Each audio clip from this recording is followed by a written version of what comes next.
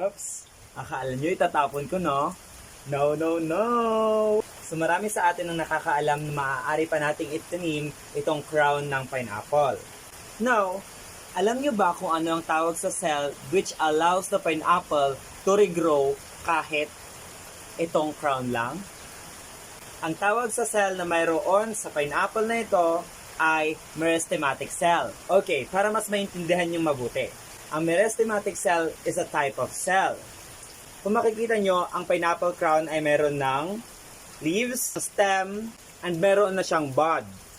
So those are the primary parts na kailangan ng isang halaman para mag-grow. But there's missing. Kulang pa ng root. And yun yung purpose ni meristematic cell. Meristematic cell has two abilities: to differentiate, proliferate. Ano nga bang pagkakaiba? Meristematic cell has the ability to differentiate, meaning it could transform itself into another tissue, cell, or even organ. In the sense of pineapple crown, the meristematic cell transforms itself into, ayan, nakikita nyo? Root. On the other hand, meristematic cell has the ability to proliferate, meaning it could divide itself and multiply itself to produce another cell. Evident ito kapag nasa fruiting stage na ang ating mga pineapple. Mapapansin natin na magkakaroon ng panibagong supling dito sa may ibaba. At kung nagtatanong kayo mga kaagong kung paano natin buhayin itong pineapple crown, ganito lang kadali.